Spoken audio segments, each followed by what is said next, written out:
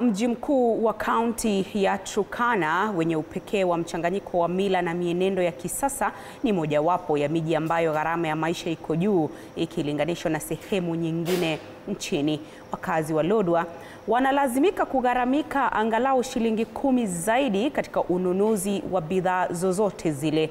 Mwege William alipiga kambi na kutuandalia taarifa ifuatayo ambayo inaangazia mji huo ambao unakumbwa na changamoto za usafiri, wenyeji wake wakiwa wapenzi wakubwa wa nyama ya mbuzi na samaki. Tazama. Huu ni mji wa Lodwar, makao makuu ya kaunti ya Turkana, ambapo pia ndio kitovu cha kiuchumi cha eneo hili. Lodwar ndio eneo pekee ambapo utamaduni haukinzani na mitindo ya kisasa. Ila katika mji huu kukimu mahitaji yako ni lazima ugharamike zaidi kifedha. Unaweza hangaika kuanzia saa 11 uamke mpaka jioni, labda umepata kitu kama 300 400. Na majukumu ni mengi, watu nyumbani wanataka ni pia wanataka lunch hapa kwa sababu wao utakuwa wanayumba tu na haukuli kitu. Usafiri ni mojawapo ya sekta zilizoathirika pakubwa na hali ya kiuchumi, kwani bidhaa za mafuta zinauzwa kwa zaidi ya shilingi 10 zaidi kilinganishwa na mji kama vile wa Nairobi. Amesema ya mafuta huko kutoka kuanzia huko juu mpaka hapa transport yana iko mingi. Sasa ndio maana ametupandishia hapa hivi. Ama vile watu walisikia, wajua mbeleni walikuwa wanasema watu wa Lodwar wako na pesa. Ndio maana alafu mafuta hapo imepanda juu na area zingine mafuta iko chini. Kaunti ya Turkana ni moja ya kaunti zilizo kwenye maeneo kame nchini.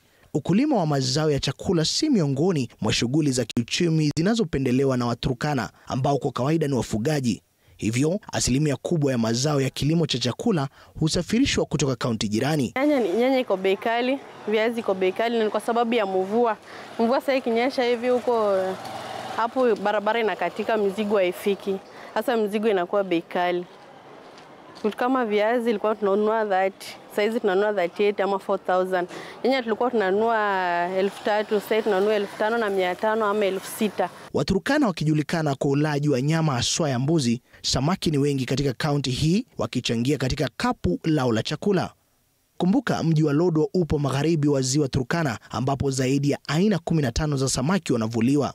Mwanamke anaamini mwanaume tu akiingia kwa bahari mwanamke anafurahi anakula, mtoto anafurahi anakula. Mji wa Lodwar licha changamoto za gharama ya juu ya maisha unaendelea kustawi, taswira yake ikibadilika kila uchao. Mwege William, TV 47.